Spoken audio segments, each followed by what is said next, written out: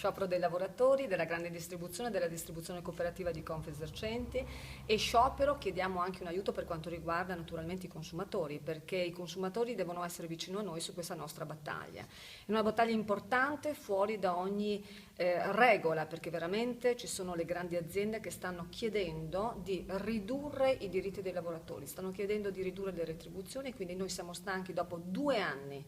di mancato rinnovo del contratto di Federdistribuzione, della distribuzione cooperativa e di Confesercenti, siamo stanchi di questo stato dell'arte. Abbiamo la necessità di avere un rinnovo del contratto perché attraverso il rinnovo del contratto ci sarà anche il rinnovo della retribuzione. Abbiamo la necessità di avere un contratto nazionale perché attraverso il contratto nazionale abbiamo delle regole. I datori di lavoro oggi delle grandi aziende, comprese le cooperative, vogliono ridurre la retribuzione, vogliono ridurre gli scatti di anzianità, vogliono ridurre il pagamento della malattia e soprattutto vogliono ridurre i diritti conquistati negli anni da parte dei lavoratori. Allora penso che anche la società civile deve essere sensibilizzata rispetto a questo stato dell'arte, soprattutto deve essere con noi domani per far sì che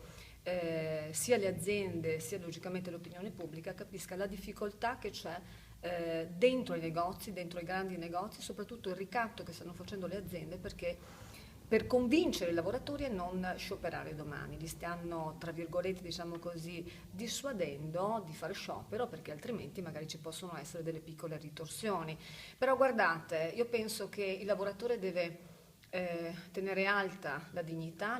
di un lavoro, la dignità del proprio ruolo e soprattutto scioperare per questo contratto. Non so se riusciremo a paralizzare veramente, perché guardate, lo sciopero che in questi settori è sempre molto difficile, sono i settori invisibili, noi li denunciamo così, i settori dove si pensa che non accade mai nulla, invece questa volta sta accadendo qualcosa di grave, non c'è il rinnovo del contratto e soprattutto i lavoratori vengono dissuasi a fare sciopero. Ricordo che il diritto dello sciopero è un diritto costituzionale. Sabato, come abbiamo proclamato, i lavoratori e naturalmente i clienti non dovrebbero fare la spesa anche di domenica perché altrimenti, ma comunque invitiamo tutti quanti a fare la spesa in un altro giorno, magari il venerdì o magari il lunedì, che così